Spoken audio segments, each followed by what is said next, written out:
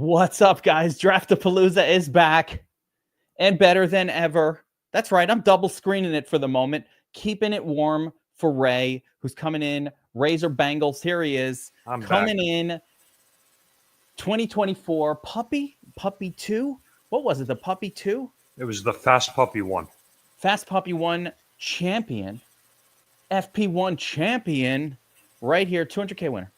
And Ray's going to talk through some of the strategies that you used to take down, not just to take down the puppy, because it's one thing to take down the fast puppy, but you had an extraordinary advance rate. And I think that had a lot to do with winning, right? What was your advance rate, Ray, last season? It was crazy. It was like 75% out of 300 entries. It was That's nuts. absolute madness. That's madness. So I have so many questions. We're going to, of course, this is Draft-a-Palooza. So we're going to do a couple drafts as we talk through draft best ball strategy. We're looking at underdog today. That's your specialty. But 75%, do you pick the same guys in every team? How the hell? Like what happened last year that propelled that? Was it just like you saw Saquon, you hit the button? What was it? What got you there? I had the same group of guys, Kev. I had zero Saquon Barkley last year. Zero. I didn't have one team with him, and I just hit. I had, like I told you off the air and through messages, I had like 7, 8 running backs in my pool, like the Joe Mixons, the Chubba Hubbards, the Devon A. Chains, the Jonathan Taylors, the Jahmyr Gibbs, the Chase Browns. All them guys just came together for me. I feel like Chase got you there in the end. Like you started off with the other crew, and then Chase just carried those teams on his back to the playoffs last year. And Jonathan Taylor, Jahmyr Gibbs through the playoffs was insane. That was it. That'll do it. Those and guys, Then a couple of the receivers like Quentin Johnston, I had a bunch of him, and I roll with the 4 tight ends, and there he is. One of them tight ends go for 15, 20 a week. One of them random guys every week it happens. I've embraced your 4 tight end strategy, Ray. I'm embracing it. Since we've been doing these shows, and I call it the Razor strategy. I hear you. 4 times. You've heard it. You're on every one of these. I hear it. So you know why? Here's the logic that I love for that. And it makes sense to me. When we play DFS every single week, like that's what I really have focused on the last 15 years or so, right? We play DFS every week. The hardest position if you don't pay up. So to translate DFS to best ball, the hardest position if I don't pay up is tight end, because you got a whole bunch of what I call like 3 to 4K turds, right? All the names from Hunter Henry down to David Njoku, down to the Tucker Crest, whatever they are. And every single week, it's like, man, if I could just hit the tight end right, one of them goes for 22 points every week, right? One of them hits a 22. Maybe Jawan Johnson. I don't know, right? But it's always one, but it's rare. Like it never happens twice. Zach Ertz did it 6 times last year. Gazeki, Chigo Conkwell, them guys too. Chigo gets there every once in a while. But none of them do it frequently, right? They're only going to get there once in a while. So the idea of the 4 tight end build, when there are 4 tight ends readily available, and there are those kind of what I call 3,500K turds available around 18 here, 17 and 18, they're still there. Theo Johnson, they're there. They're available. Just gives you more shots at it. If I can play DFS and get 4 tight ends instead of 1, I'm probably got to, you're 4 times as likely to hit the one in 8 or 9 that actually puts up a 15 plus that week. I like the strategy, right? I'm going with it. My thoughts exactly. And I translated the same way from DFS to this, because I was a DFS player way before this. And it's the same thing. It's one of them random tight ends every week. Them guys in that your turd range right there. And one of them all of a sudden puts up a 20. And you're like, why didn't I pick that guy this week? Never pick that guy. Never pick that guy. Tyler Conklin. Tyler Conklin. One of them random guys, Foster Moreau. You never know where it's coming from. And so, just having those extras, I think it's brilliant. I think it's really, really good. Let's see. Nathan Kohler. What's up, Nathan? little McCaffrey Janty start. Can't go wrong there. The little double rookies there with Tet and Hunter. I've been thinking a lot about Hunter. I'm not sure about Travis Hunter. So scary. I think it's the biggest mystery of the year. How will he be? Tough one. My prediction was Travis Hunter. He doesn't do much a receiver all year long, and then he's the guy you need in the playoffs to win the thing. That's the most fantasy thing ever to happen. Besides Kyle Pitts being the guy you need this year. Could see it. Yeah, absolutely. All right. Let's pick a contest to go into, Ray, and we'll be drafting and talking through the draft here. We want to talk a little strategy. I'm going to get player strategy. What I like about having you on with me is my draft is going to go different because I'm going to fall into a pattern. You take the same name. So I want some of those Ray names to get this through. Schnauzer 2, what do you think? Schnauzer 2. All right. Yeah, we'll keep it traditional with the Schnauzer here, which is basically the puppy, but only 20 entries. Fine by me. Is it 61% full already? Holy cow, they're filling fast. All right, we're going to do the Schnauzer 2, $3 entry. Ray, you'll not do this, so you'll talk with me and we'll strategize each pick here in real time, live on the show. So let's rock here. Confirm Schnauzer 2. Here we go. Anybody wants to join? There's a couple spots open there. Schnauzer 2 is basically the puppy. There we go. We're filling it quick. So effectively, the way this contest works, we need to first get to the playoffs. That's that 75% advance rate. And then every single week is a 1-week season in the playoffs where you've got to kind of finish in the top half here. Let's take a look around. UCF Jaguars with us. What's up, my man? We got Fantasy Fling in here. Fling was crushing it last night on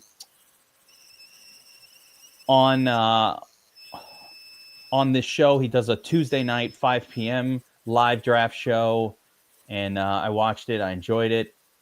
That was really Drago in here. That was a really good show last night with Neil. Yeah, had Neil Orfield on there. Good guest, really sharp takes. Very enjoyable videos for years.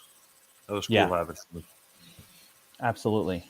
I have not met him, but I enjoyed the interview. And he gives sharp opinions, and that's what we like to hear. That's what we're here for. Let's see who else. So Ivan Drago's with us, and I think that's it from what I recognize here in the chat. So UCF, Fling, Drago. Where's Soups? This is his first one he ever missed. What? Really? Where the hell is Soups? He'll be here eventually. People eventually have something to do. I don't know. What else are you doing at lunchtime? That was like me Monday. People thought I felt like doing mortgages at 11 o'clock. I had the permit people at a flip house I was doing. They took pity on me, though, Kev.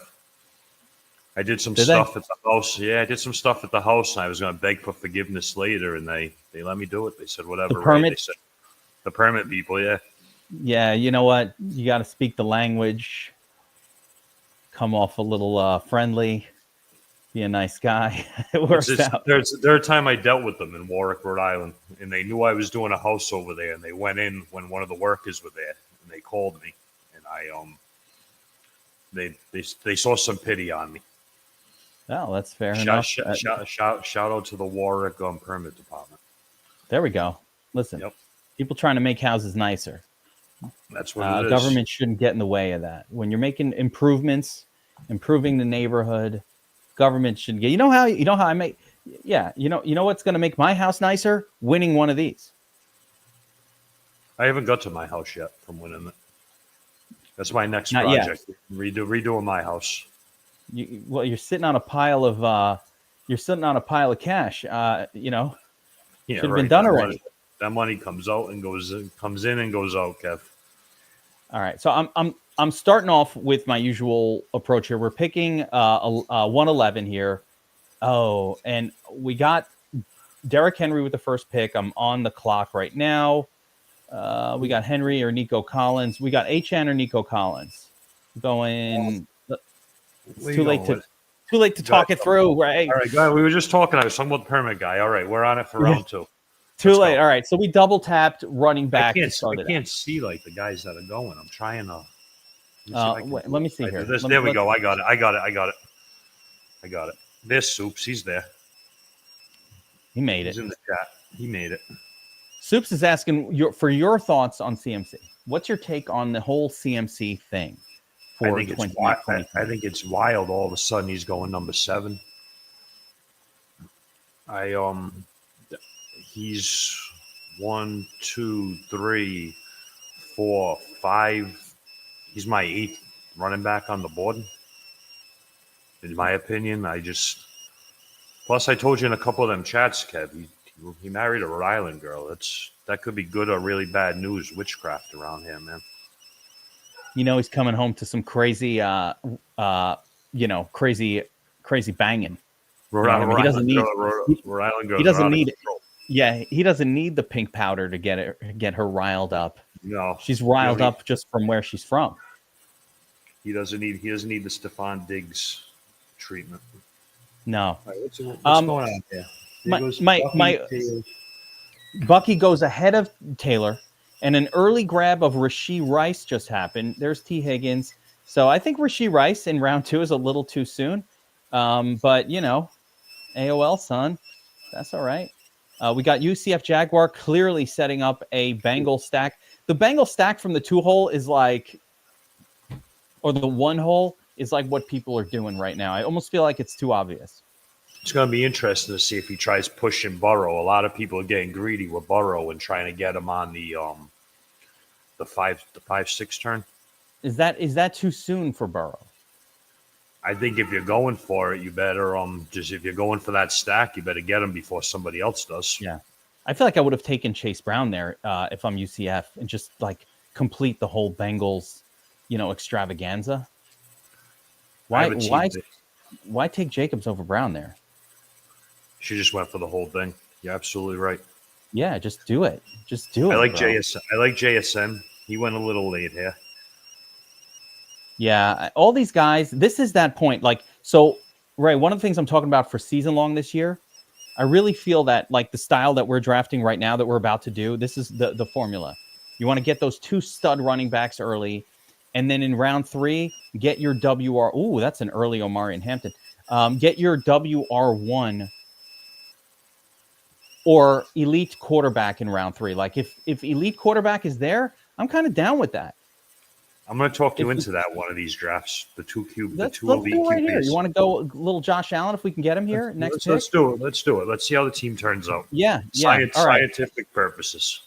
There we go. And I know you talked to me about a crazy theory you have about double stud QBs, which I don't know, man. I feel like it's crazy. That's the one I want to talk you into. You got to ask yourself, how many times is the Lamar Jackson, Joe Burrow, are they going to be top 3 quarterbacks in the 17-week season? One of the 2 of them.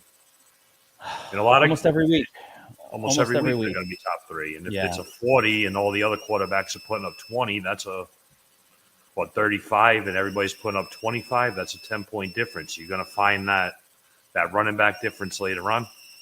I think we're good enough. I think we're good enough at this, Kev, that we can do that and find the guys to fill the team out. Listen, I think it's extra special in the playoffs. And that's my one. I feel like if you got to the playoffs and you get the 30 burger from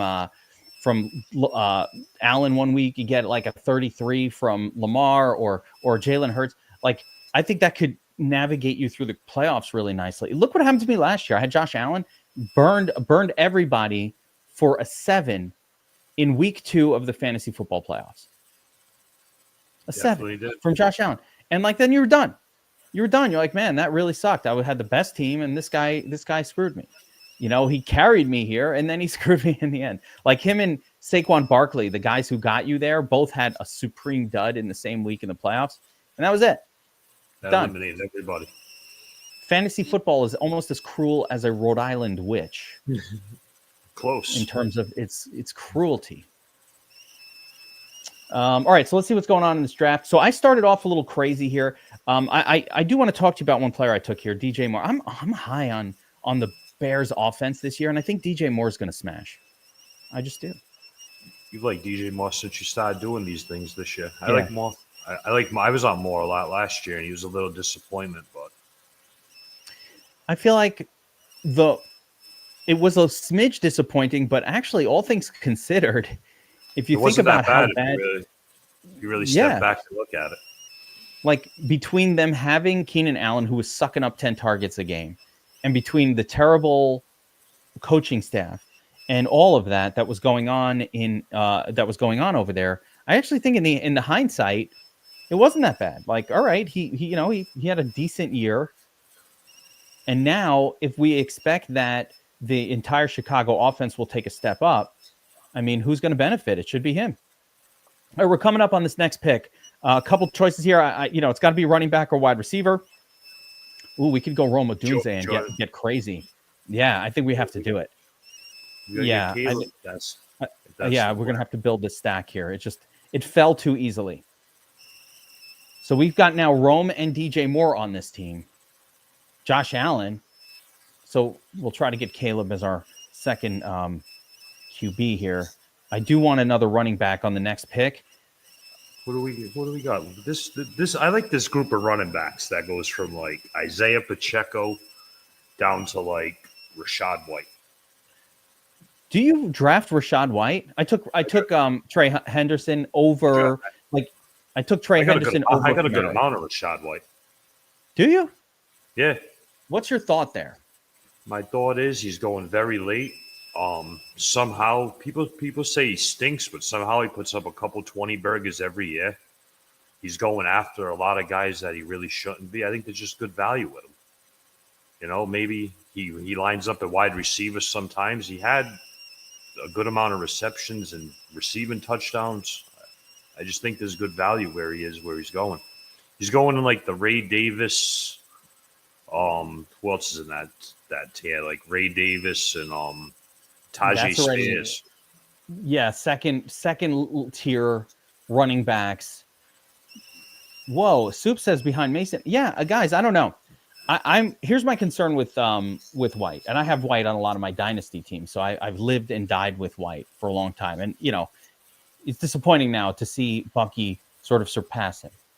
But my thought with him is I'm not sure that, let's say, those running backs that I take there, I think White can get you some good games because he's a pass catcher. He'll be on the field like third down. He can pass protect. But I'm not 100% sure that if Bucky Irving gets hurt, that Rashad White will come in and be like the guy who gets all the touches.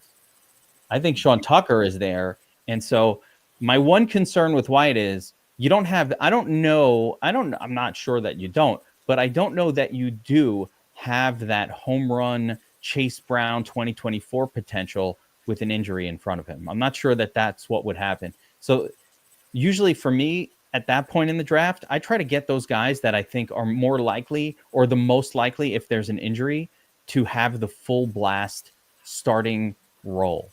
Do you know what I'm saying, Ray? Yeah, I get it. It's all an opinion with Rashad White.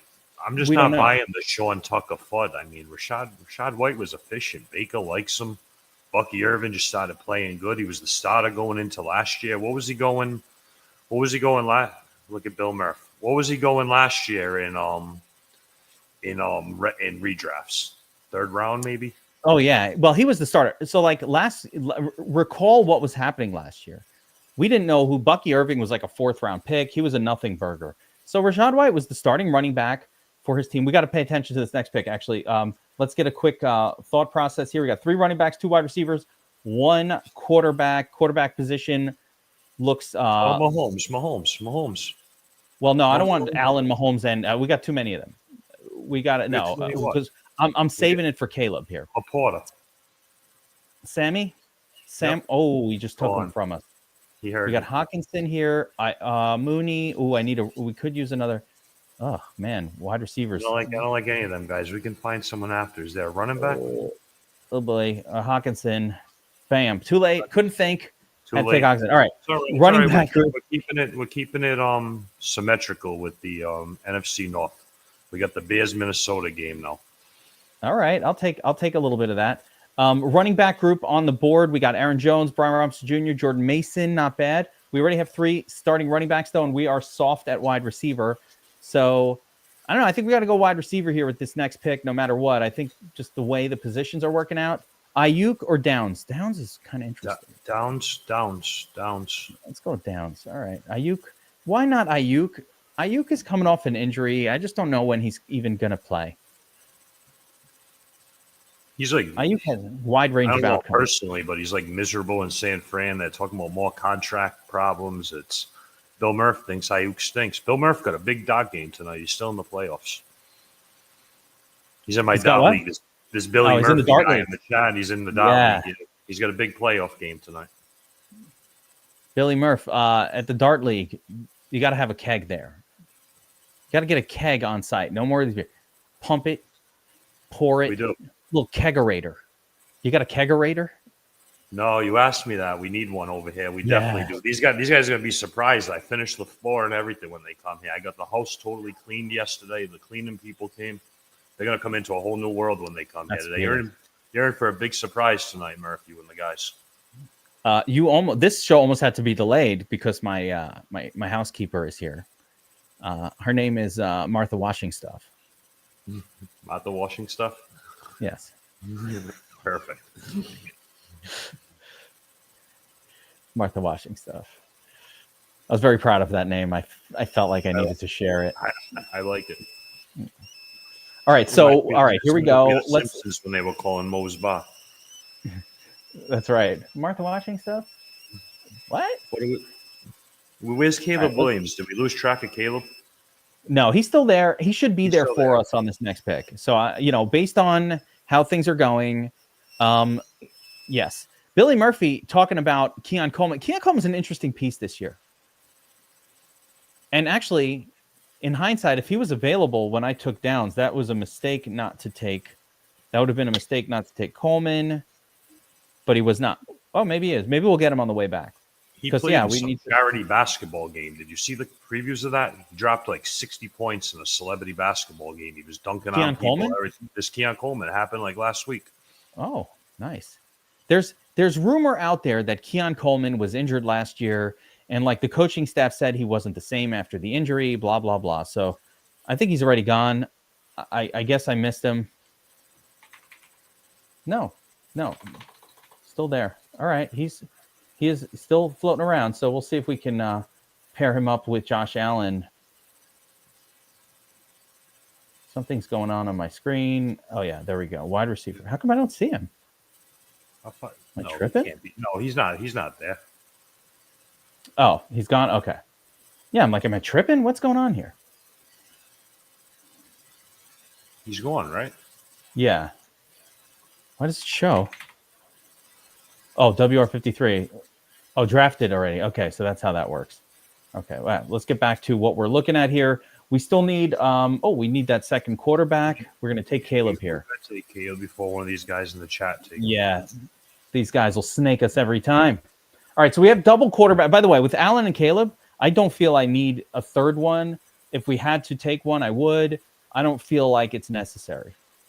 So we've got a pretty studly tight end, not super studly, but decent. And we are soft at wide receiver. I already know which way you're looking at wide receiver right here, but there's a couple that are interesting right now. Shaheed, Bateman, Mims. Bateman or Mims, my two guys over there. Let's go Bateman here. Touchdown machine from 2020. From 2020, we got the two Baltimore guys. We got the Josh Allen thing. Hopefully, they score 200 points in that Baltimore Buffalo game this year. That division's playing each other. We got the two Raven guys going against Caleb and Caleb stack and TJ Hawkinson stack. Yeah, I'm liking the correlative stuff going on here. Chicago's playing Minnesota all the time. Yeah, and that division plays the AFC North with the Ravens. Little correlation going on. He's a Patriot fan. Who is it, Murph? Who's the wide receiver for the Patriots this year? Murph thinks it's Kyle Will. It could be Steffi Diggs. Demario Douglas. You know what the chances? Demario Douglas was like a 7th round pick. Those kind of players. Oh, he's taking Javante. What are you doing, Fling? You just destroyed my 100% Javante exposure. It's going to be at 98 now because of this one draft.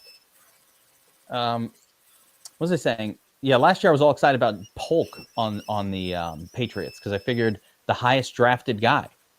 And then they played the 7th round pick and Keyshawn Booty. Like, who the hell is that guy? Who the fuck is that guy?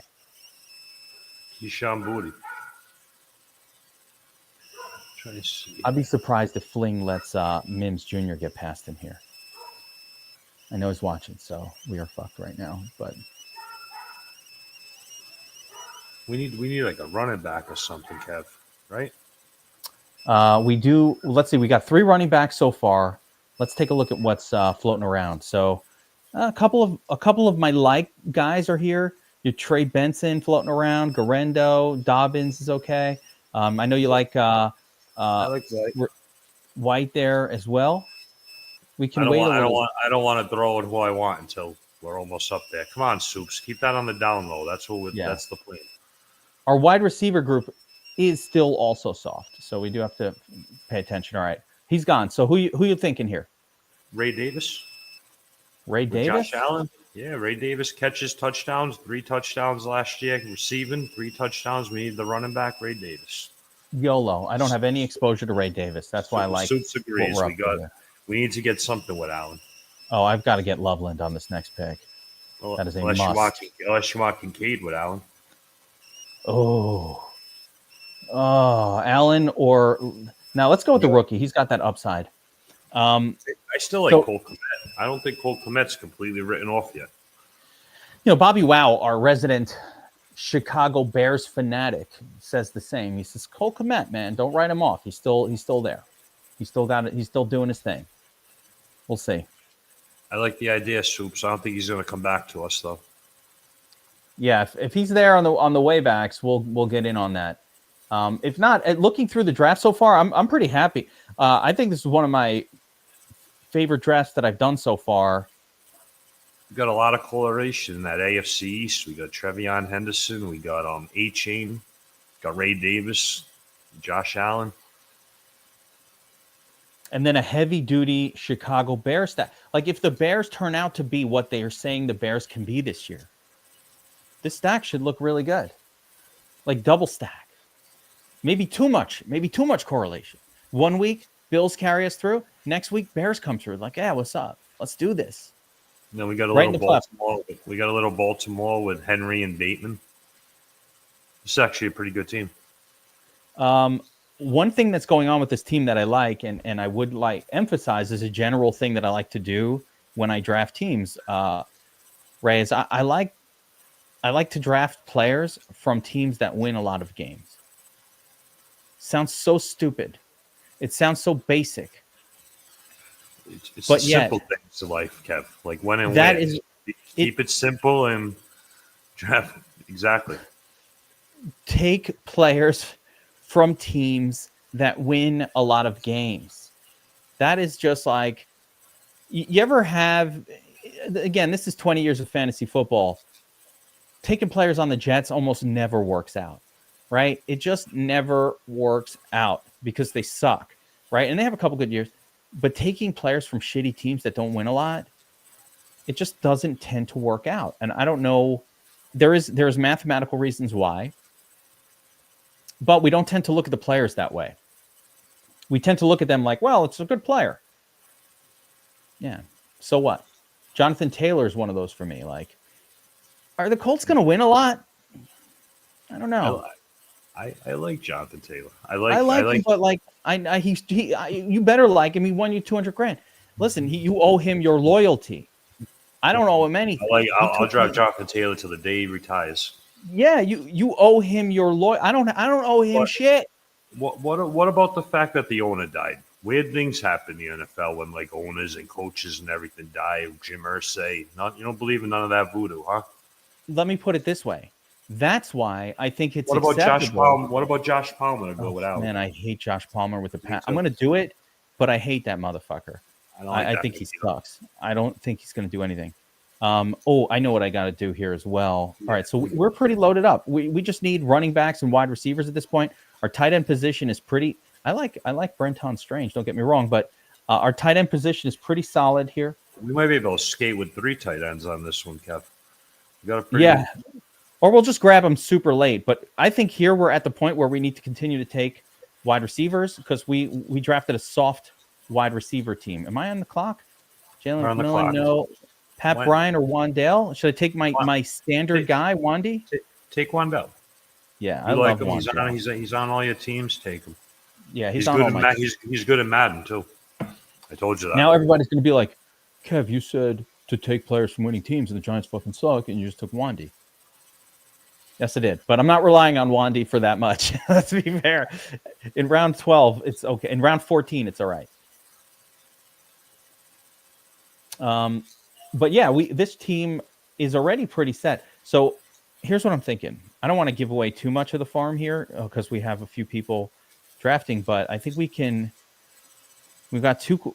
Yeah, we'll get those extra tight ends, but we can grab them in rounds like 17 and 18. Yeah, we can get them to it the last thing. I'd like to get another running back. I have a running back in mind if he's there. All right. We'll see. There's a few names here. I'll throw out some of the names that I like at this point, right? Braylon Allen's one of them. He's fine. Oh, there goes Jalen Wright. That's who I was hoping for. So now that AOL Sun took him, Jalen Wright would have been a nice backup for Achane too. Like a little Roshan Johnson just went when they were doing pre-draft best ball. He wasn't even getting drafted. Now he's going in the 15th round. Rojo, because I think everybody expected the Bears to take a running back, and they didn't. So that just left it open. You know who scores touchdowns? Braylon Allen. Braylon Allen. That was going to be my pick if nobody takes him. That was going to be my suggestion. The only other guy after that is Will Shipley, just for the Saquon Barkley injury upside. That's all. He's useless without the injury. Have you taken any Nick Chubb yet? I haven't. I have zero exposure to Nick Chubb. I have not taken any yet. No. I don't believe that he's going to play at all. I just think he's washed. These kind of guys at that age come off that injury. I don't know. I don't know that you can make up for it. I feel like I missed all the positive EV on him where he was getting drafted up until last week. That too, right? Like, not that he's moved up that high. In fairness, he's still almost free. We're in round 15. At end of round 15, he's there, so he's still almost free. But you could have got him last. People were taking him the last pick in the draft before that. Let's see, any more correlation going on here? I like the Braylon Allen pick. Stick with that AFC North. Yeah, might as well if he's gonna last. Usually, this guy right in front of us takes our guy. Yep, there it is. He does it every time. Is he in here? He's got no. He might be. Maybe he's in here. He's been taking our pick. Like that happened 3 times already. All right. Well, now we'll do Shipley. For the upside, for the miracle. All right, so we're going to need to take second guy. I have 5 running backs at this point. We've got 2 tight ends, 2 QBs. Quarterback group is pretty thin, Samwise, and if it's not like Sam Donald, we go with 2. What do we got for receivers? Calvin Austin. He's way down there though. Yeah, let's go Calvin Austin. I like it. That's right. We got a little bit of that Ravens thing going on, the AFC East game against AFC North. I dig that. We're onto something here. I got a report on Calvin Austin from one of my NFL insiders that I speak to on the phone each week. And they're telling me in Pittsburgh, Calvin Austin is the leader in the wide receiver room. That's the guy that gets everybody to show up, that stands up, that's like he's the outspoken leader in the wide receiver room for the Steelers. So, I thought it might be Roman Wilson, but from what I've heard, they love Calvin Austin over there, and he's got like a leadership role on the team. And that's almost enough. Like, all right, I'll take my chances. Because I've been, and I seen him put up a 25-point game, a 30-point game. Who's Aaron going to throw to? What do we got? What do we got for a plan here? 2 more tight ends? I think we should double tap tight end. At this point, we have 7 wide receivers, 5 running backs, 2 quarterbacks. I'm good with our 2 quarterbacks. I don't feel like we need another one. The quarterback players who are going to play. Unless we could have stole Sam Donald there, it's no point in taking Jones or Richardson. Yeah, they stink anyway. And we have stud quarterbacks, doesn't matter. Running back group is pretty soft here. This Rashad Smith guy's looking pretty good. They've been talking a lot about him in Chiefs camp. The running back? Yeah, the Brashad Smith guy for Kansas City. Bashard. Been a lot of highlights about him. He scored 2 touchdowns yesterday in 7-on-7s. Interesting. Talk about him taking the McMillan role. Well, you what's know his what? name? McKinnon. Or the Kareem Hunt role. Is he small? Does he have size? What's his deal? Yeah, he's got size. Check him out. He's player profiler. That thing. I'm afraid to. I don't want to scroll away. Yeah, don't scroll away. We can do that out. We can do that after we make our next 2 picks. Because the Chiefs don't have Isaiah Pacheco doesn't have any draft capital. He's a 7th round pick. Teams, you can count on one hand how many times a 7th round running back has had more than 2 relevant NFL seasons. Like there's a couple of them, but it's super rare. Even though you do have late round running backs that do sort of like represent somewhat. Let's go Theo Johnson here. Theo Johnson, yes. Yeah, try to get a starter in there. Let's see, wide receiver group. So for the last wide receiver, do you have a specialty last pick in the draft guy that you've been going with? Should we double down with Roman Wilson and get him in? Yoshi Voss is still there. Yoshi Voss is still there, or I go down. No Yoshis. No Yoshis. Yoshi? No, we're going Roman Wilson. I had a thought here. If we're wrong about Calvin Austin, it's got to be Roman Wilson, right? Like one of those two should be good. That's it. If I can get them both same team, why not? Capture that Aaron Rodgers upside. We're out of picks, right? There's no Aaron Rodgers. Yeah, we're done. All right, so let's take a look at what this draft looks like overall. We're out of picks. Yeah, we're done. So let's go through ours first here, Ray. This is a good draft. I'm very happy with this one. Henry and Achane starting double tap. And we went Josh Allen for the stud QB. DJ Moore and Rome Odunze, double tap of... We got DJ Moore, Rome Odunze, and eventually we also got Colston Loveland, and we paired him up with Caleb Williams for a second stack, or a primary stack, really, with Josh Allen just being that guy. Running back group, Henry, Achane, Trevion Henderson, manning down the fort. I like 4 stud starting running backs if I can get them in this format. Get that extra one mixing in. But we don't have that here. Just because it's underdog, and the more running backs you have scoring for you, the better your situation. The running backs are going to outscore the wide receivers here. I saw yesterday when we were talking. I don't mind clicking 4 running backs in a row on this. Yeah. Get the full 4. Might as well. That was the Schnauz. So let me go right back to it. We'll kind of give a quick rundown of the other teams. Everybody in this chat loves to have their team talked about. But yeah, so we created the secondary Chicago stack there. Mini stack of Palmer with I don't like the Palmer at all though, but whatever. Just in case. Like I was talking to you about, we're sneakily coordinated here. We got the Henry, Rashad Bateman going against all them AFC guys, all them AFC East guys. We got them going against the NFC North guys with Caleb in them. We have a couple guys that got to run into each other this season. Hope for some big games.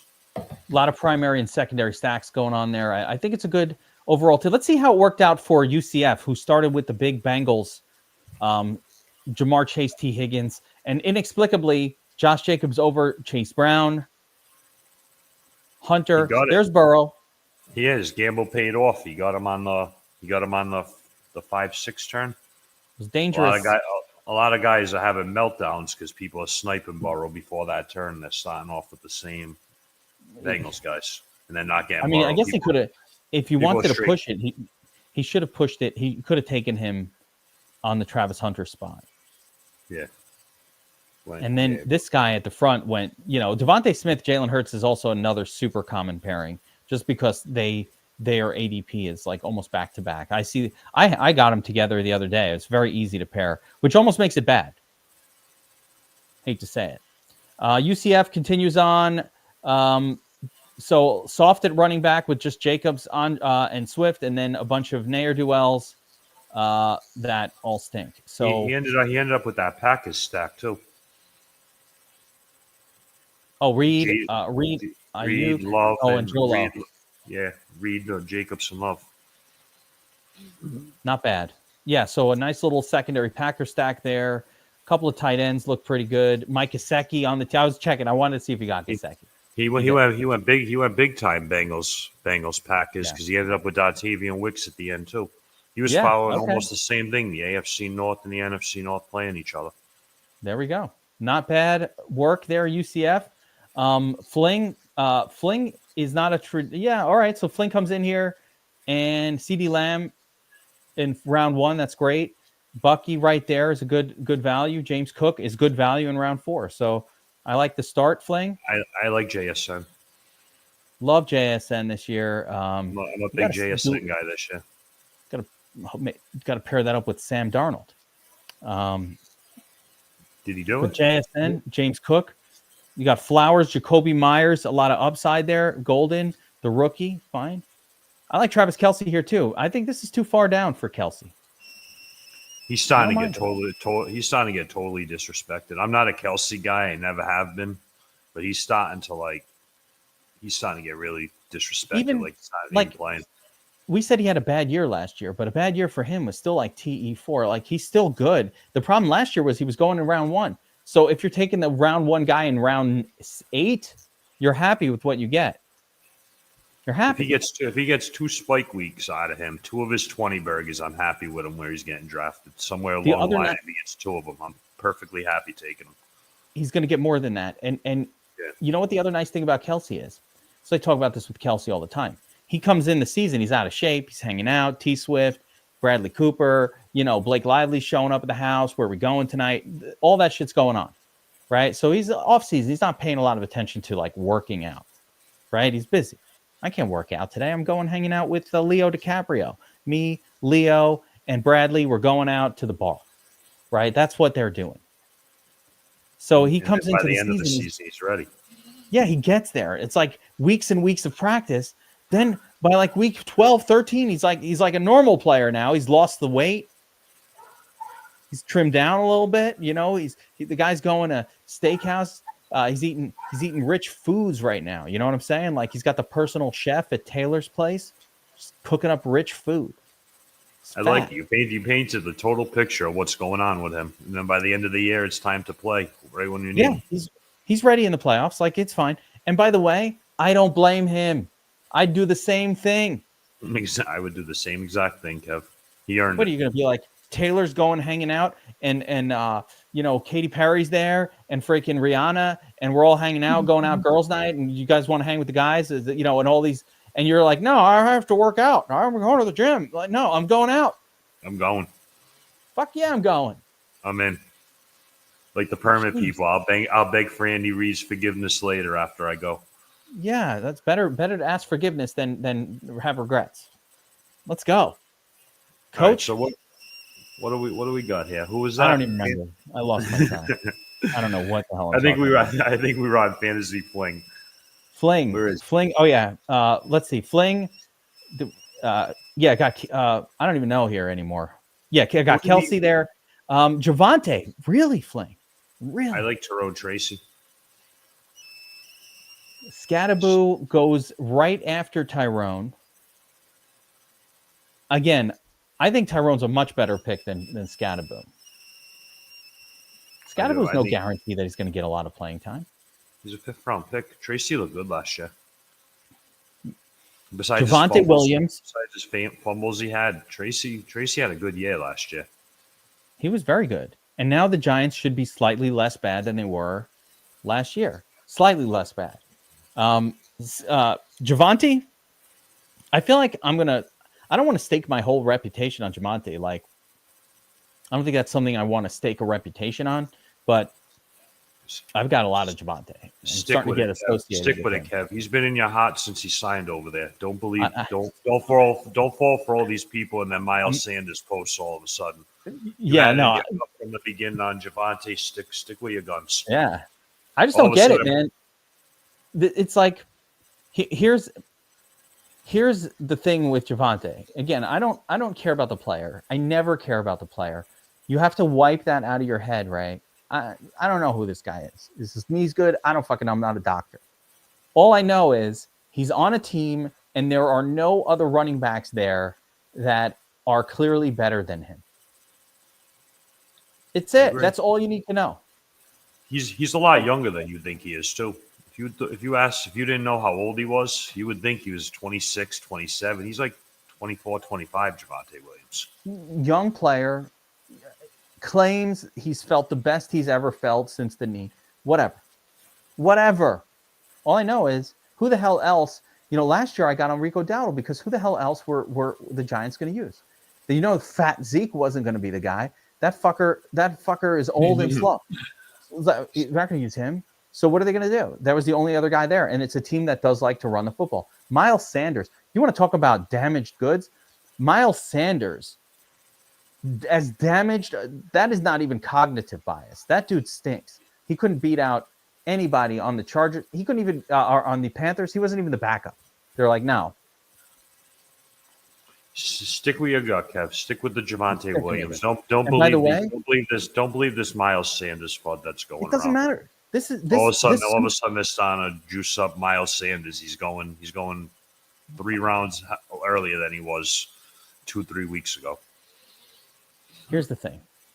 This is the thought process. He's Javonte, just a mid, replaceable. Who cares? That's what they said about Chuba Hubbard before he broke out and became awesome. It's all about opportunity at the running back position. I do projecting, right? And when we project, we don't care about how talented a player is. All we care about is how many carries will he have and what percentage of the scoring of the team and the yardage of the team goes through the running back position. That's all that matters. I can't judge talent. I don't know anything about talent. Right. He's good. I don't know. It's a big dude who runs the football. Like what? Vision? I'm going to sit here and tell you about Javonte Williams' vision? How the fuck would I know? All I know is he's the starter on his team, and there's no one else there. I'm with you on it. I'm a fan. Fling grabs Cam Ward and then Daniel Jones at the end there. So there we go. Who does he think Drake May's wide receiver is? Did he pick a wide receiver to go with Drake May, or he just went Drake May naked? Fling, you got naked Drake here? You got a little Drakey naked going on? I'm curious. I'm taking a survey on who everybody thinks the Patriots wide receiver was going to be. I thought he was going to take somebody weird like Keyshawn Booty or Kendrick Bourne. The Rhode Island sportscasters are all over the place about who the wide receiver is going to be. They change their mind every second. Patriot fans are the worst over here. Patriot sportscasters, the EEI, they're the worst. I think early season. Bill Murph's one of them. Bill Murph's a knock for EEI. Yeah. Williams and Douglas. I'll tell you, I had a lot of success with Kendrick Bourne the last few years too. I think his era is gone, but Kendrick Bourne has been a great best ball piece like over the last 3 or 4 years. That dude will pop for a 20-pluser 3-4 times a year. But his era is done. All right, let's shut it down here, and let's do another one. We're going to stick with Underdog. We've got the Underdog specialist with me today here, Ray, the Razor Bengal. You want to go to the same one? I'll do whatever you want to do, Kev. I don't know much about these eliminators and these weekly challenges. I'm still trying to figure that things out. I'm just going to tell you the same guys. My team's almost going to look like this. Yesterday, I did one on the Fantasy Fling when he did it, and I just went. The weekly winners. That was the weekly winners we did last night, and I went all Bengals and Lions, and then just guys that were playing them 2 teams.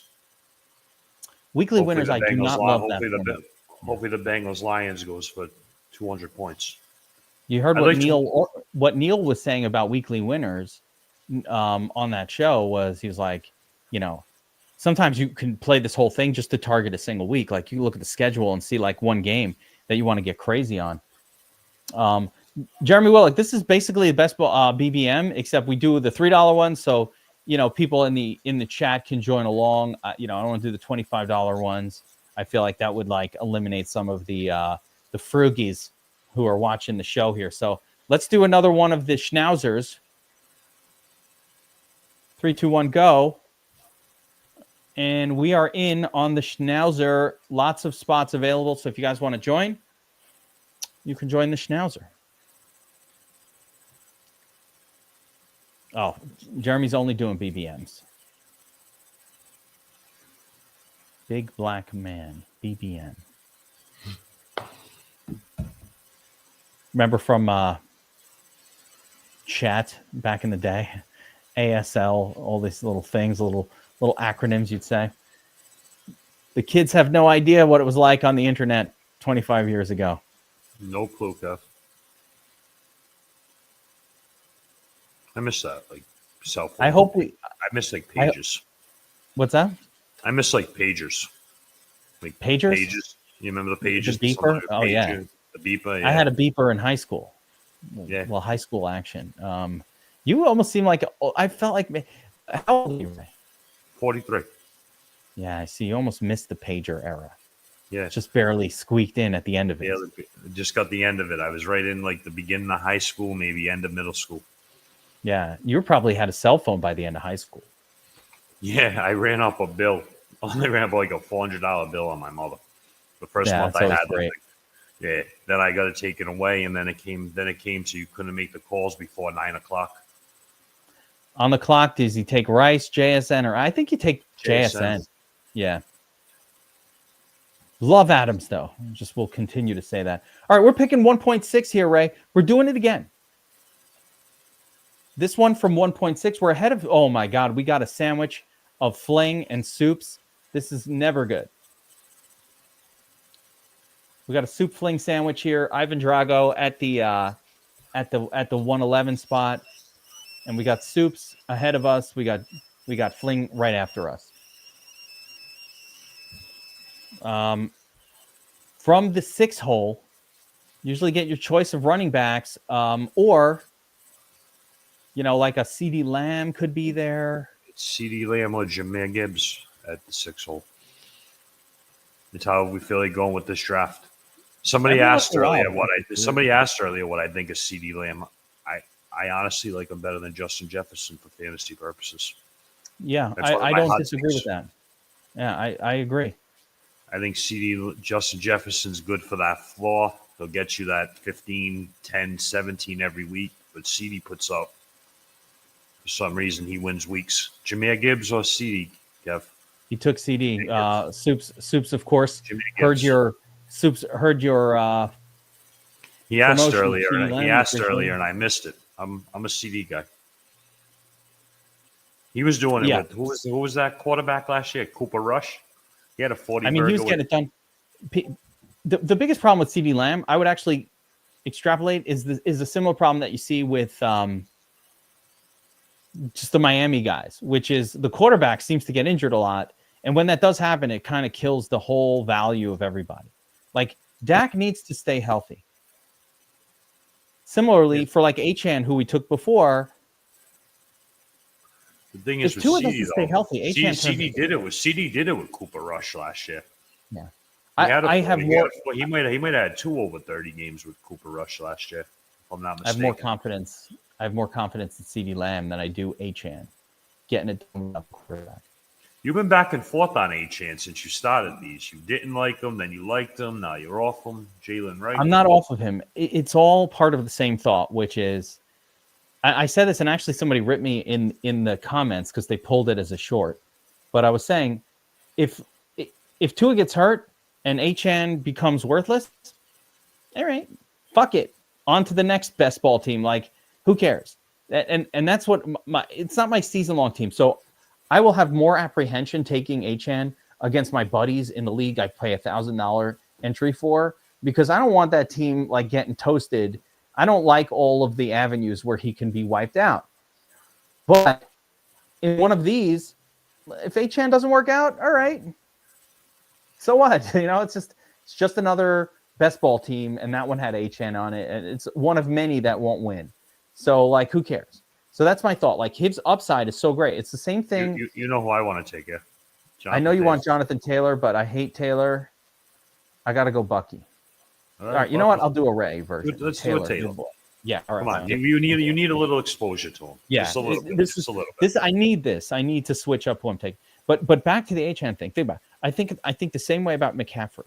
McCaffrey's range of outcomes is, number one, he plays the whole year and winds up top 2 or 3 scoring running backs on the season. Right? He plays a healthy year on a team that wins a lot, that runs the football. Great.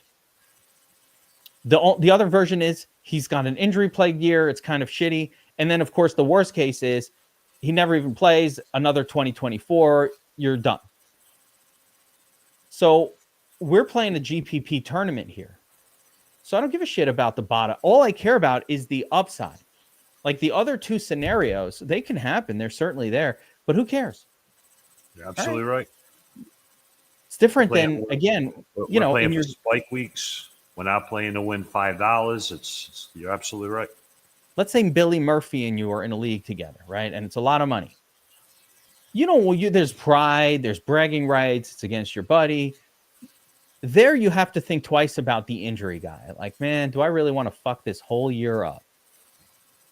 Taking a shot on CM Sizzles in round one when, like, Malik Neighbors is still available and Derrick Henry's available. Like, other guys who are really, really good that don't have that concern are still there. You're absolutely right. That's a sore subject for Bill Murphy. He's on the waiting list for my fantasy league. My fantasy league's been around. My fantasy league's been around for 30 years, Kev, since I was in 7th grade. Not everybody can get in. Oh, he's been trying. He's on this sore subject for him, bringing that up. He's not in. He's on the waiting list. I apologize. My league's been around since I was in 7th grade. Really? I think I told you this. They thought we were running a bookie in business. They thought we were running a bookie in business, and we had to tell them what fantasy football was. And there was 8 guys in that league. 4 of them still play 30 years later. That's hardcore. Yeah. That's hardcore. That's loyalty. $600 a team, and I got to deal with all these guys. Let's rush them at running back. Let's take another running back. I wanted Chase Brown. Me too. I don't like the group that's here anymore. I think we got to go. Let me go with my guy here, Devontae Smash Adams, as I like to call him. Actually, do I have Achane? No. All right, we didn't take it. No. If I had Achane, I feel like, by the way, a pairing that we should be doing is Achane and Tyreek Hill. I feel like the same situation that tanks one will tank the other one. And you might as well pair them up and just say, if Tua goes down and they both stink, I'm not winning anyway. But if Tua plays healthy and I can get a full season out of these two and like other shit doesn't go wrong, it could be a good like little correlation pair. If Tua plays, there's games that the Miami guys, the running back and the receiver, both blow up. I still have nightmares of the Achane Mostert game a couple of years ago in DFS where they both had 3 touchdowns. Remember that game? Yes. Who the hell would have thought to play them both? Mm-hmm. Somebody did. That's why I don't mind them. I don't mind the Achane, Jalen Wright having them both on the same team like we were trying to do the last draft. Yeah, I'm very comfortable with that. I also think Achane's probably a guy who gets injured a lot. I like that with the Seahawk guys, too. I don't mind having Kenneth Walker and Charbonnet on the same team. Ivan Drago just took Jaden Daniels ahead of Lamar Jackson. I just need to see what the hell Ivan Drago's up to over here. So the old Terry McLaurin, Jaden Daniels combo reaches a little early. I did this yesterday. I did a Daniel, but I did that in the weekly winners one, where there was a little more benefit, I thought, to just forcing stacks. But yeah, there you go, Jaden Daniels right there. Who do we got coming up? Who's still on the board? Yeah, we've got quarterback. Good. Oh, he took Lamar. James Cook. Jalen Hurts is available. We got James Cook and Omarion Hampton at running back. James Cook. Get Cook. All right, there we go. James Cook. This guy should be a 2nd-round pick, people. He's at camp. He had 19 touchdowns last year. Nice. Yeah, he was a touchdown machine. James Cook also, though, very up and down. When he wasn't hitting, he had like a sub 10-pointer. He was all over the place. But this is what wins you weeks in the playoffs. We got the Avenger running backs. When he's down, Taylor and Gibbs will help us out. We're doing all right right now. We can probably skate with 4. We can probably skate with 4 running backs in this draft.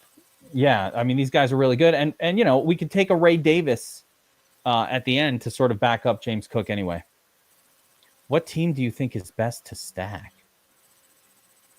I'm biased, Nate. The Bengals. Bengals are great. I think the Bengals are like the most obvious stack this year, though, and the easiest one to pull off, which almost makes it not good. That's the same thing with the Lions. I told you that the other day when we were talking. I feel like that Lions is such a trap. You can get any combo you want except for Amron and Gibbs. Yeah. But I think those are, I think genuinely, those are the best teams to stack, though, right? They're the highest scoring offensive passing attacks in the NFL. Dark horse ones, Carolina Panthers and the Seattle Seahawks. Seahawks is easy to pull off, too. In the Carolina. And they play week 17, that Seahawk-Panther game. Get a little cute. One thing I like to do, if I could get 4 really, really good running backs, remember, 3 of them can play each week. There's bye weeks that'll mix them up, but 3 of them are in your lineup each week in this format. The problem is the best way to pull it off is by taking these 3 early and then one that rises miraculously later in the draft. That's the ultimate sort of for best ball, I think. But I don't mind it. Like if it's there, there's like a Chuba left here on my pick or somebody like that. I think I'm going to go for it and just do. Yeah, Soups usually takes my guy. I'm 100% in agreement with taking Chuba. Yeah, right now. He fucking took him. Are you watching? What is going on here? That's Soups. All right, hang on. We got to regroup here. What do we got for? I got Trevion Henderson also there. I don't mind him, but Waddle, Odunze, Flowers. Kenneth Walker. We're gonna get auto skipped. No auto. I took Flowers. I didn't want Flowers. I just took him. I don't even know why I panicked. Soups fucked me up with taking Hubbard. That's why, because we're chatting and it's this 20-second clock, and he did it at the last second too. Yeah, like I'm curious, Soups. Did you hear me say that before you picked, or because I don't know if there's a delay? I didn't mind Kenneth Walker there either. Yeah. That's all right. We can make up for that. We can get another. I don't love Zay Flowers as much, but he's fine. Fantasy fling. We have your Raven stack right now with Devontae Adams and Zay Flowers. Yeah, I don't understand how Fling is already creating stacks. He just took Puka. He's like, I own the Matthew Stafford stack. Like, you did not get dibs on Stafford because of that. Joe Burrow's still floating around. It is round 6. Is this a normal spot for him to still be here? His ADP is 60. His ADP was like 49 2 weeks ago. Now it's 60. And there's a lot of ways to backstack Burrow too. I know you like Gesicki, of course. Gesicki, you could take him, you could take Ishivis, you could get crazy, take Burton. You could take the backup to Chase Brown. I love Chase Brown. He's my guy, but there's a lot of good hype coming out about Tajay Brooks. I saw an interview with him too. They said, "What are you here for? Like, what's your what's the priority?" He said, "Keep the $100 million man number 9 upright." Great answer by him. Yeah, pass protection. The minutes a running back is talking about pass protection. We can take Burrow. There's plenty of running backs we can take later. We can take Burrow. We can take what's there for receivers? Burrow or Addison. Burrow or Addison. Yeah, let's go Addison. I'm going to leave Burrow. I don't feel. I feel like if I'll have a lot of stacked versions of Burrow. I don't need like an unstacked version of it or a shitty stacked version of it. So at this point, you're just getting value out of them. If you're getting them 10, 15 picks after ADP, it's almost like. Yeah. That is fair. That's a fair point. It's almost bargain hunting by now. You don't like Judy. No, I'm not on Judy. I don't know who the quarterback is for Cleveland. Even now, it's June. I don't know who's going to be throwing the football there. Did you hear the rumor that in the Saints, New Orleans, they're kind of pushing to trade for Jamo Winston? Yes. I sent you that article the other day. Was that you sent it? Yeah. Like, that was us. That was our Twitter. Yeah. Okay. So, dude, if that happens, Shaheed. Olave. We're coming up. We can go Ricky Purcell, Khalif Shakir, Tony Pollard. He didn't. Soups left us Ricky Pearsall. I think he got it. I like Ricky Purcell. He's my pick out of them 49ers guys.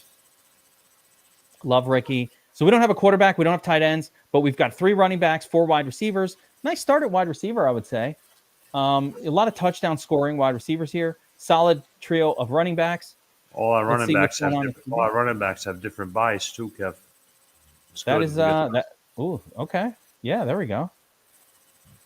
We got 3 superstar running backs who are all different buys. We can pull this team off with 4 if we get the right one.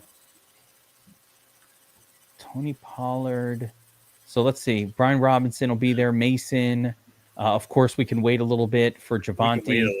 We can wait a little bit. I think we'll wait there. One of them guys. Yeah, let's wait there. See what's going on at tight. Oh, you know what? I have an idea at tight end. We might be able to pull off the Mahomes Kelsey stack on this until if we could pull that off, I say we do it. Yes. If Mahomes is there, and then we could do Mahomes and Kelsey, we're doing that. Yeah, I agree.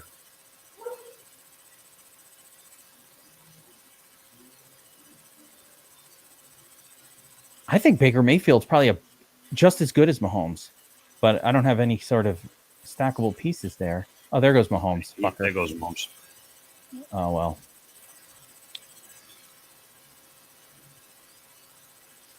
What do we need here? What do we got? Can take a QB. Got Baker still here, kind of studly. We can still take Kelsey. I wouldn't fault you for taking him. Let's do it. Touchdown scoring machine, late season animal. Late season animal. We talked about Kelsey before, so we had to almost take him here. Just from, because we talked about it. Igbuga and Pittman, sandwiched between Kelsey there. All right. Ahead of Baker Mayfield. Interesting. I don't mind Baker. There's a couple backdoor stacks with Baker you can make too. You can get McMillan, you can get Cade Otton, you can get Rashad White who catches balls. You can do different things with Baker if you miss out on Godwin's, Evans, or Igbuga. Yeah. Baker disrespected, man. The guy had a great year last year. Baker's there he goes. I've always liked Baker ever since Oklahoma State. I mean, he didn't look good in Cleveland, but now it turns out just Cleveland sucks.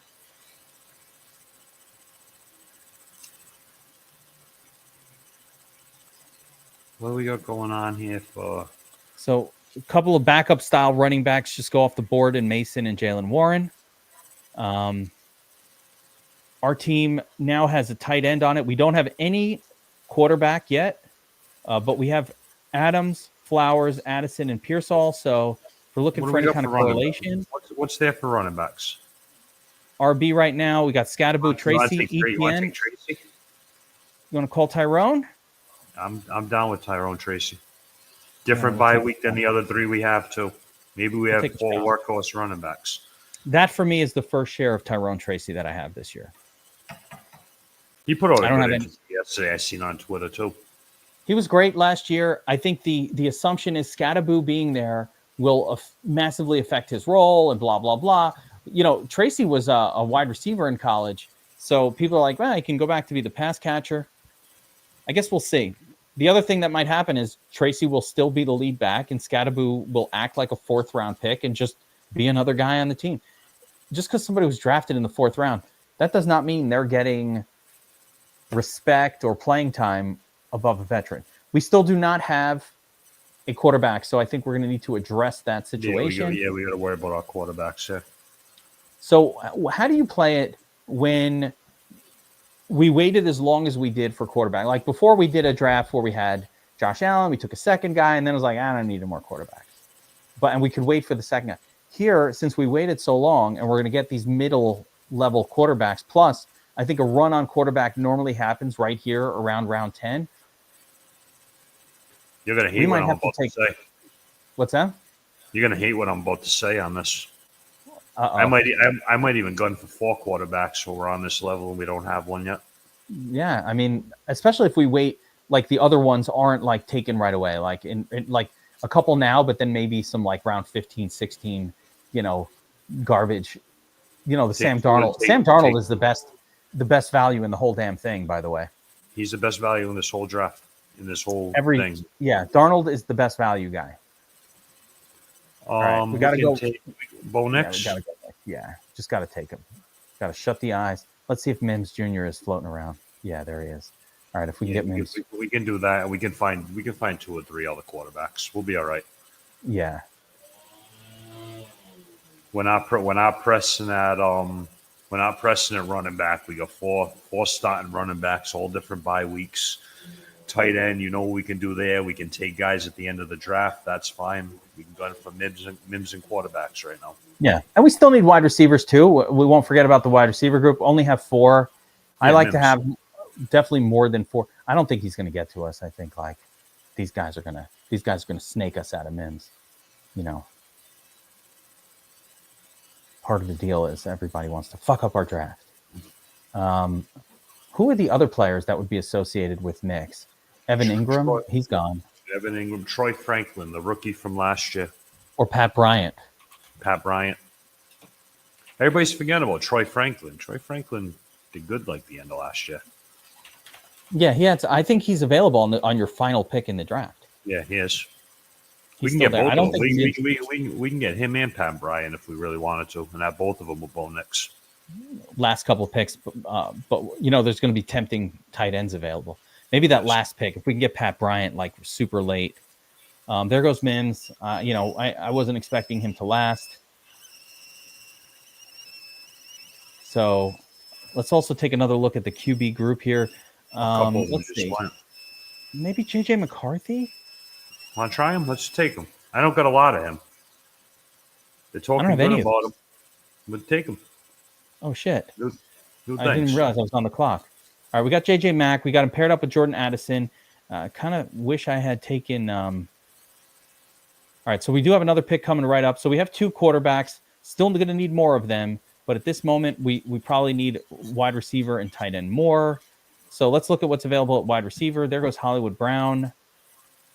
I don't mind Quentin Johnston, Xavier Legette. Tillman. McMillan. Tillman is not bad. Pat Bryant down there. So we'll see. Down there. He's got... Yeah. When it comes back around.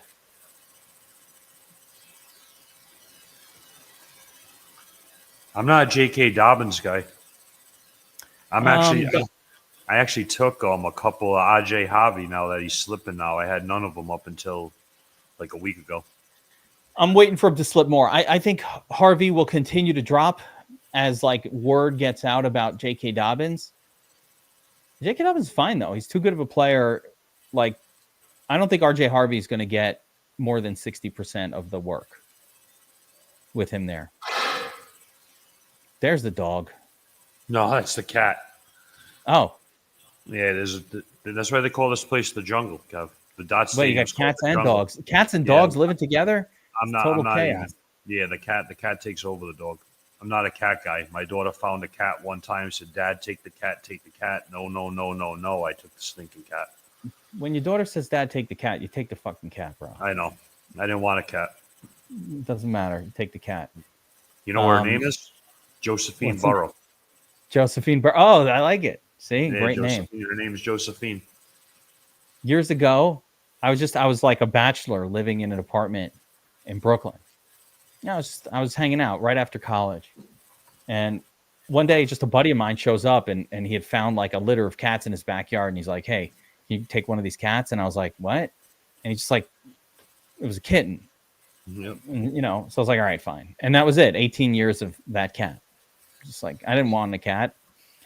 I wasn't out looking for a cat. As much as I complain about the cat, I like the cat. Yeah, I like cats. Don't tell anybody, but I like the cat. Yeah, I love cats. Nothing wrong with that. Tillman? Johnston? Go against the little Denver thing. Denver pieces we got with Bo Nix. Quentin Johnston. Quentin Johnston's such a turd. He is. He stinks. Maybe talk about a disappointment. You just got to learn how to catch. How do you get to the college level? You explain this to me, Ray. How do you get to the pro level as this super athlete guy? You're tall, you're fast. God gave you all kinds of gifts when you were born. And you can't catch the ball. That's exactly you answered your own question, Kev. He was tall, fast, big, strong. Some guys get molded, some guys don't. Quentin Johnston catches balls off the face mask sometimes, but he did get 8 touchdowns. I mean, he did somehow score 8 touchdowns last year. We can go. Oh, man. Talk about a guy who had every possible human like every possible thing that you could hope for in terms of physical attributes. Dude, just catch the ball, bro. Just catch it. Just care about football. That's really what it comes down to me. Care about football. I'm going to take another QB here, I think. What are your thoughts? I think just let's take Bryce Young. Fuck it. I'm a Bryce Young guy. Yeah. I mean, by the way, other names here, I think Sam Darnold is fine. I think Geno Smith is fine.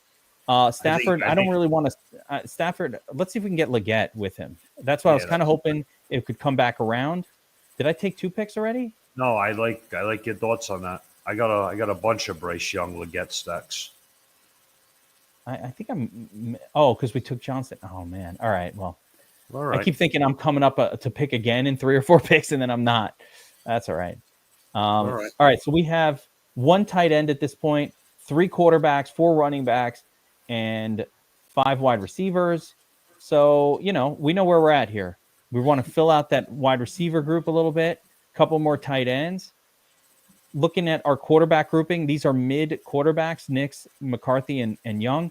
But I think maybe together they could provide like a couple of good games. I like Donald better than Stafford, Cam Ward, Rodgers, Tua. I think Darnold, if Darnold is there and we have like a freebie pick, I'm not sure what to do. I don't mind it. I would do the fourth quarterback. What do you think about Rico Dodwell? I think he's going to have touches. He'll play a little bit. He'll have some touches. I think it hurts Chuba a little bit, but like that's what it is. That's all he's going to be. I think there's enough touches for both of them. And I'm a Chuba guy. I'm a Chuba. He's not going to overtake Chuba. No. I'm a Chuba guy. I don't think Rico Dowdle with Chuba healthy is going to help us win a week in best ball. So that's my negative to him. It's just, I don't think he's like helping us win anything. Tight ends left. Got Pitts, Freiermuth, Henry. Do we have any correlation here? Not really. Nothing. There's still some good ones. Running backs, Tank Bigsby, Eckler, Jalen Wright. Let's go Cedric Tillman. Pat Bryant. What about Pat Bryant? Let's do Pat Bryant. Let's get him before somebody snakes us on him. Yeah, we'll go with the Bo Nix combo here and grab Pat Bryant. Pat Bryant has no guarantee that he's going to play at all. Pat Bryant is a pure speculation. Speculation. No idea.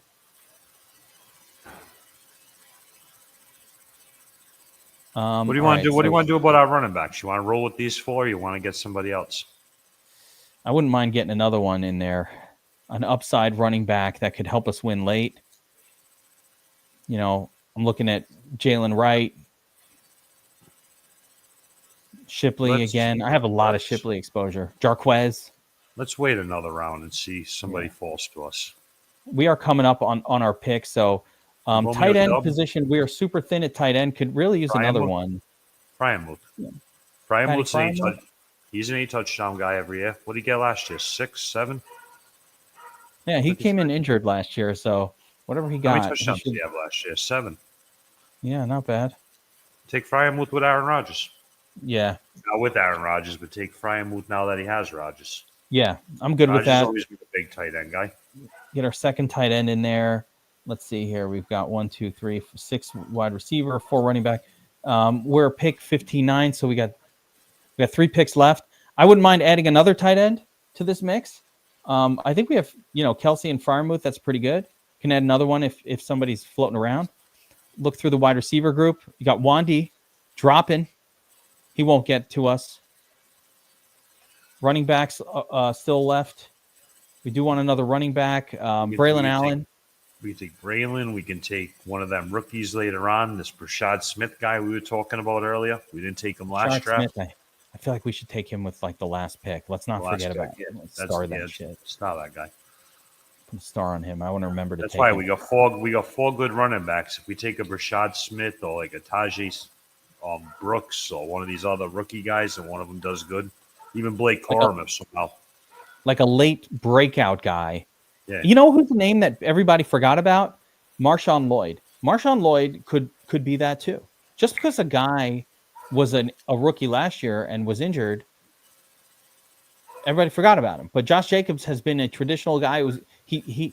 people talk about Saquon Barkley and his volume last year, and Josh Jacobs had just as much volume as Saquon Barkley. Like, he had an insane amount of volume last year. They just fed him the rock. Like, you want to talk about possible injury after a overworked season? I think Josh Jacobs could be that guy. I'm not saying is. I don't want to predict injuries, but could be. All right, I've got another one for you right here. Jatavion Sanders. I like it to go with Bryce Young. Yes, I'm excited that he was still there. Soups, I don't know who else you have, man. Who's left for quarterbacks?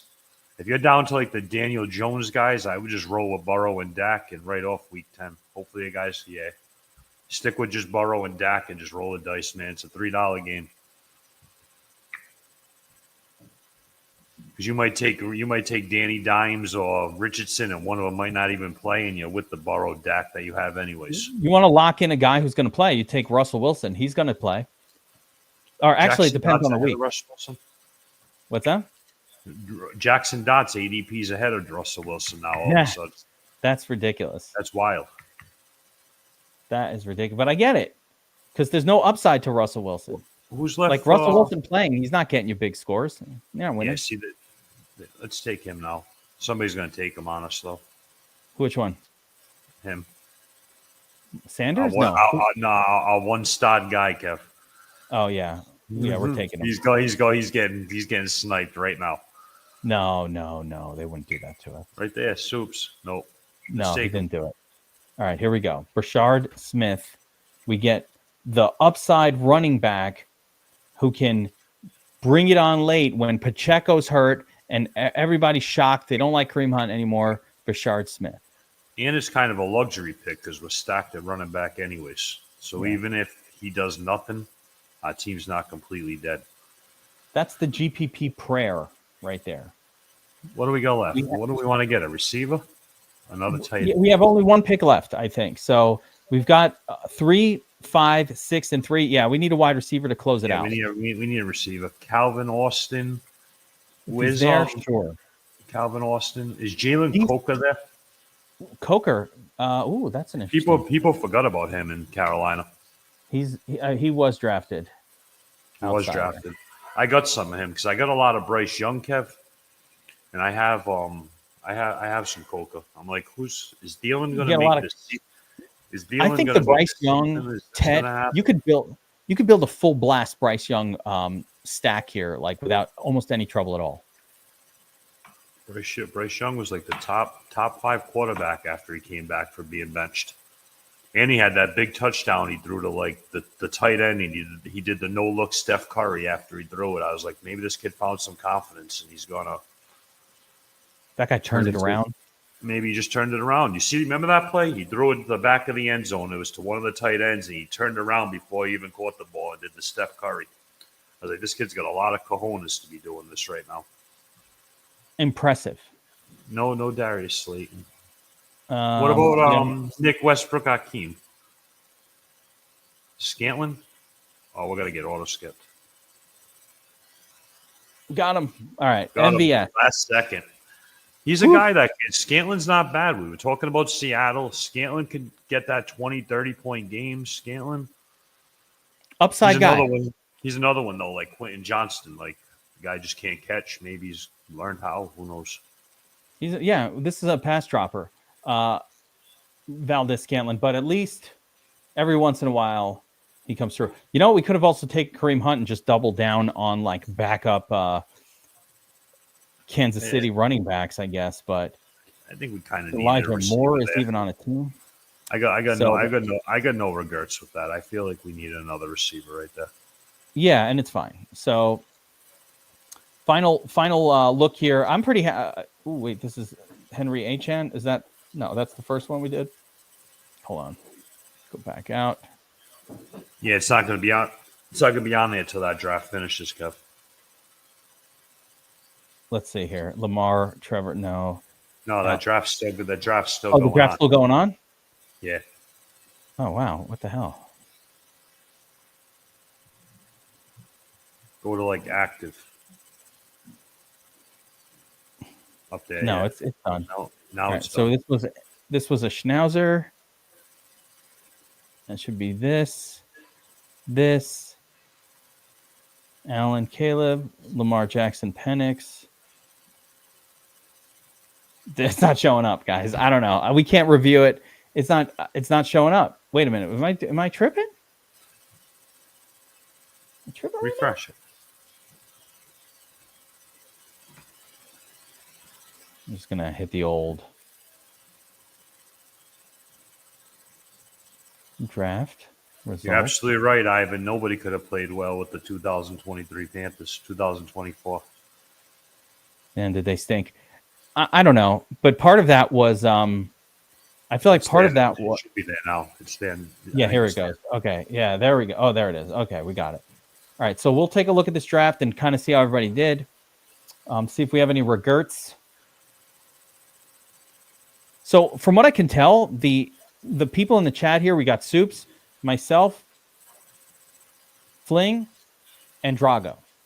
Now, if somebody else is here that we don't know about, I don't know that, but that's the names I recognize. So Soups, well, we'll start with ours, and then we'll kind of look at some of these other ones. But Gibbs and Taylor, I was going to take Bucky here, but we took Taylor in respect for the 200K. For me, if Taylor didn't drop that week 16 touchdown, Kev, we'd be talking about him in the first round. He would have another touchdown under his belt and a 40-yard one at that. I mean, the only thing, like I said, I just don't think the team's very good, and that doesn't go well for running backs. So we'll see how that works out. Devontae Adams, love Devontae.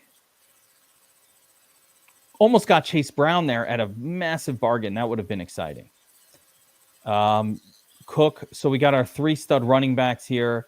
Fill it out with a couple of a WR1, a touchdown scoring WR2, and Addison, who we paired up with his quarterback. We got Pearsall there as well, my sort of always take him guy. Travis Swift. I don't have a ton of, but we talked about him and why Travis Kelce / T Swift is such a good pick. We took both the Chiefs guys. We talked about him and Rashad Smith. Yeah. So we talked about them prior. Again, my first share of Tyrone Tracy on the season right there. Not my favorite. Again, Giants stink. Don't like running backs from shitty teams. But I also think he's going a little too late based on what he did and based on the speculation that Scattaboo is going to surpass him or something. We'll see if that happens. Yeah, we've got JJ paired up with Addison. We got Bryce Young paired up with Jatavion Sanders. And we've got Pat Bryant paired up with Bo Nix. And, yeah, we'll see how that goes. This team goes. We got in the final game, the Chiefs-Denver game, we got Bo Nix, Pat Bryant, Kelce, and Rashad Smith to take down all the monies, Kev. Rashad Smith comes on the end of the year. We're in the finals. We're there. We got that game stacked, kid. If you guys see Brashard Smith at all playing like in the second half of the season, like if he makes his way onto the playing field at all, this team is probably going to do really well. We bet on Brashard Smith becoming a running back in the NFL. Soup starts off with Lamb and Rashee Rice. Little early grab of Rice. That's probably the earliest I've ever seen him go. Interesting choice. And then a triple tap with the running backs, Brown, Amarian, and Chuba. I love that. I wanted all 3. Every single one of these was somebody that I felt like was just like getting snaked right in front of where I was going to take them. I was going to take Brown. I was going to take Chuba. So, that's usually good. If he didn't snipe us, we could have started this draft off Gibbs, Taylor, Chase Brown, James Cook. At that point, we don't even need a Rashad Smith. We just go with them 4. I'm down with the 4 running backs. I used to draft all my teams that way. 4 running backs in the top 6. That was my 2021. Like whenever this started out, that's how I was drafting my best ball teams. 4 running backs in the first 6 rounds. I want 4 starters, all switching off. I get it. It's 1 extra. Didn't care. I like that approach. But that approach also like spectacularly failed a couple of years when there was a lot of running back injuries. So it's like, are we going to get a running back injury year? Are we going to? It's kind of like you ever do NASCAR? You ever do DFS NASCAR?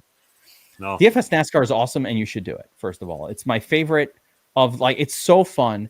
But here's the thing with DFS NASCAR, and we're really good at it. Like DFS Army is no joke. Ours is the best NASCAR, which is a bonus. I just won a tournament last weekend. But here's how it works. Like, you know who's good, but they also crash. It's kind of like the same thing as here. So do you want to play a carnage race where you kind of play for lots of carnage, everybody crashes, and all these guys in the back make their way to the front because everybody else gets fucked up? Or do you play it like the chalky good drivers, they make it through and they're going to do their thing? It's there's an element of that here. Like, we know who's a good running back, but we don't know who's going to crash. We don't know who's getting injured. Like, all of a sudden, Christian McCaffrey injured. There was a year, do you remember, like, I think it was 2 years ago, where the whole first round of the NFL, like, of your fantasy football draft, everybody got hurt. All the running backs, all of them. I don't remember the names. I know Christian McCaffrey was probably one of them. It was like a bunch of them. It was like 2023 or 22 that happened, and they were all going right up the road. Everybody got hurt. And then it was like, if you took an early running back, you were dead. Jonathan Taylor out for the season. McCaffrey done for the year. I don't remember who the names were. It could have even hadn't been like Dalvin Cook, turned into garbage. Could have been. I don't remember the names, but that happened. And so the reaction in best ball is, oh, we can't take early running back. And so, like, it's this thing that happens, but you don't know going into a season, is this going to be that year where everybody gets hurt? And so the best ball bros were all like, yeah, if we took all these late running backs and it worked out great, like, that worked out amazing and we were able to win. And so then the word goes out to the public that no, skip running backs early, take Trey Benson, take all these backups, and they'll become starters and you'll win. Like, maybe. But then last year it didn't go that way. It went the opposite. Last year everybody stayed healthy. Yeah, and the early running backs for the smashed. most part, besides McCaffrey. Yeah. Outside of McCaffrey, you took Derrick Henry, you took Saquon Barkley, you took Bijan Robinson, you took Jahmyr Gibbs in the first couple of rounds. You were happy. You're like, oh, I'm winning my league. So, like, what's it going to be this year? A lot of the backups didn't really do anything unless you had, like, maybe Zach Charbonnet, who had like a 40-point game, and Sharps was awesome last year. It was Chase Brown. And Chase Brown was that Chase Brown, and that might have been it.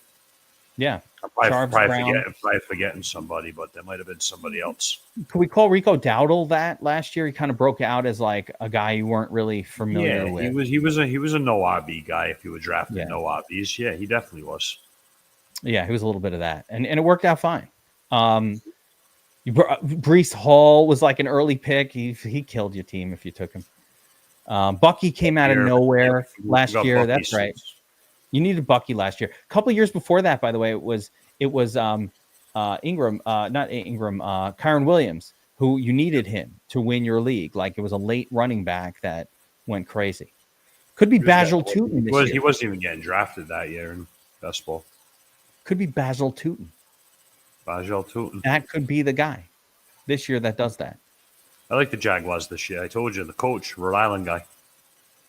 Liam, yeah, he's a Rhode Island guy. There we go. Yeah, we got 3 professional coaches from Rhode Island. We got Joe Mazzulla right from Johnston. We got Liam Cohen, and we got Rocco Bordelli for the Twins. I like that. Rhode Island, tiny little place, putting out winning coaches. Any players from Rhode Island? Isn't Aaron Hernandez from Rhode Island? He's from Connecticut. Oh, okay. It's almost he was from Connecticut. Almost Rhode Island. Rhode Island, we got Quinny Play. He plays for the Indianapolis Colts. He's a tight end. He's a defensive end. Nah, nothing to talk about. No, nothing from him. No, if he's not fantasy football relevant, I don't want to hear the name. Yeah, no. The only fantasy football relevant one we would have, I think it was before fantasy football, was Mike Cloud, who used to play for the Kansas City Chiefs. The running back, Mike Cloud. No, he wasn't that good. I don't even think he scored a touchdown. But not relevant. Not relevant enough. We got to get a player out of Rhode Island. We got the coaches. We got the coaches. We got Paulie D, and we got Matt Franco, the magician in Las Vegas. And we got the desperate housewives of Rhode Island's coming out, Kev. Really? They're shooting the Bravo show here. My wife is going to want to watch that. Oh, you're going to see it. You're going to be like, oh, now I know what Ray's talking about with this witchcraft and this Christian McCaffrey shit. You're going to know what you're going to see exactly what I'm talking about. That show's Olivia De Colpo. Is he marrying Olivia Colpo? Is that the name? Yeah, who's married to. She's not on the show, I don't think, but you're gonna see all these ladies on the show, and you're gonna say, I know what Ray was talking about. Maybe that I should have thought twice about McCaffrey.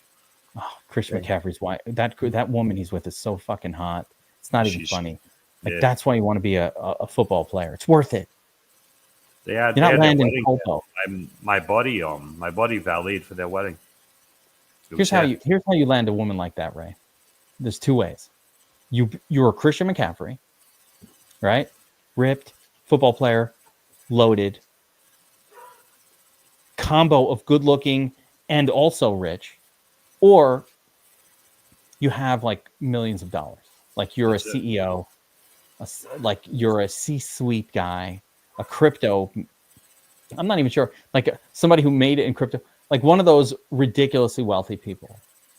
Those are the only two ways, Kev. That's it. That's it. You know you can get ridiculously wealthy as an influencer. Like be it a celebrity, an influencer. Those people have that money. You can get a Colpo.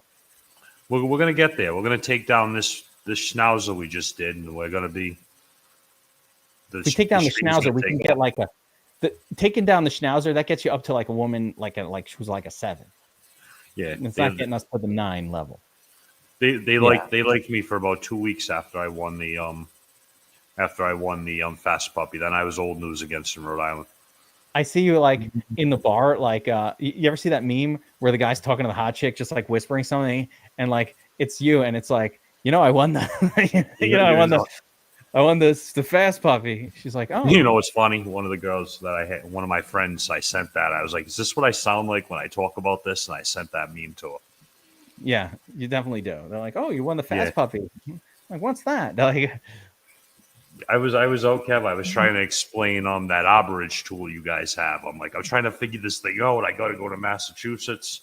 Are you using the ARB tool yet? Did you go to Mass?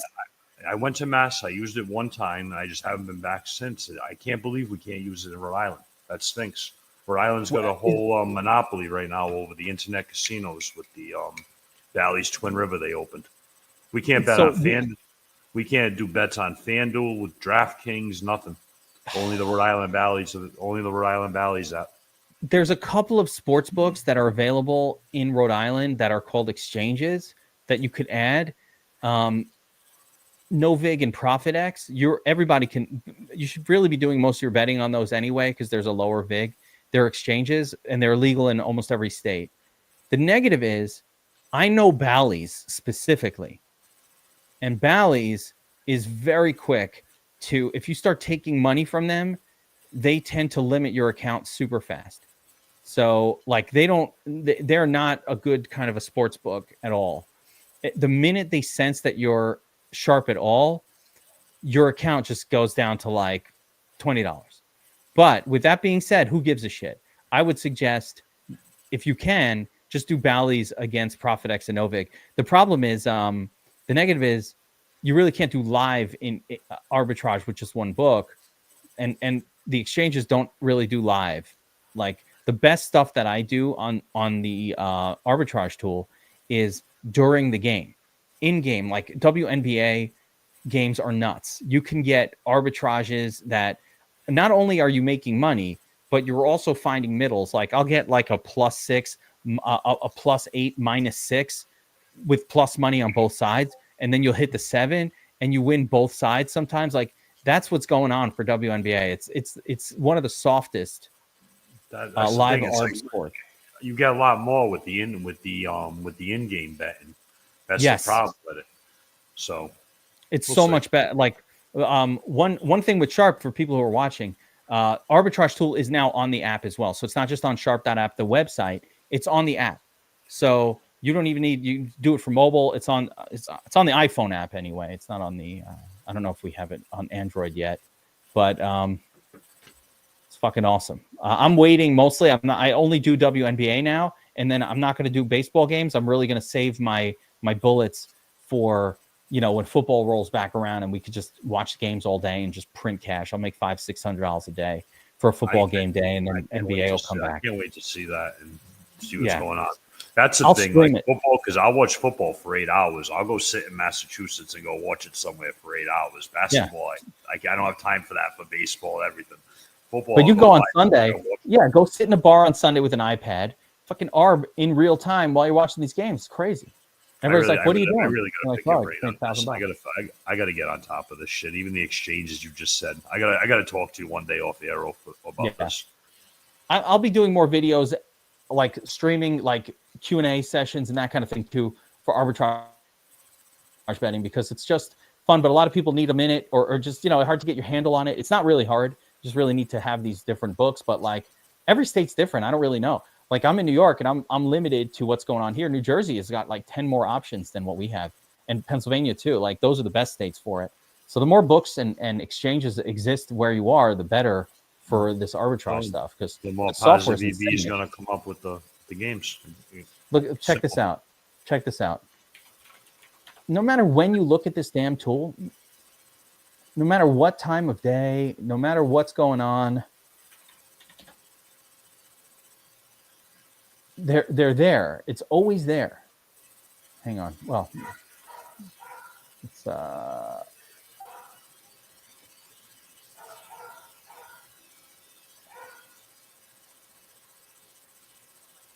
yeah, no matter what time of day you look at this thing, there's arbs everywhere. It's just constant. It's just like what sportsbook? This is crazy. This is crazy. Yeah, it's always there. Alyssa Thomas, Novig, these 5 different sports books, whichever one, BetSafe Ontario, iBet, and you have to have the book. I enabled all of them, but this one here, that's better. That's the product that Drake promotes. This is Novig, the exchange. Like they are always there, and they're popping up at all times. And it's just like, what sport? Look how many. Dude, this is nuts. We're doing 12 million calculations per millisecond here in order to find all these things. And like I said, in game is bananas. It gets crazy. But all right, let's wrap it up there, Ray. Ray, it was awesome having you on. As Good always. Show, Kev. We did 2 hours today. An hour and 41 minutes. 2 hours. Yep. Fucking hanging out. We didn't even get around to going over everybody's team either. I feel bad. Yeah. The last, we go over a lot of teams, but it's taken. I kept you here a lot of time. This is like throwing dart. It's like 2 hours. Bam. That's what darts is a 6-hour thing. Starts at 6:00 tonight. Guys will probably leave here around 12:31. I'll clean my house up. How much money is what's the buy-in? What are you winning at a dart tournament? $100 a guy. We have I think we have 7 teams, so 14 guys. Then they split it.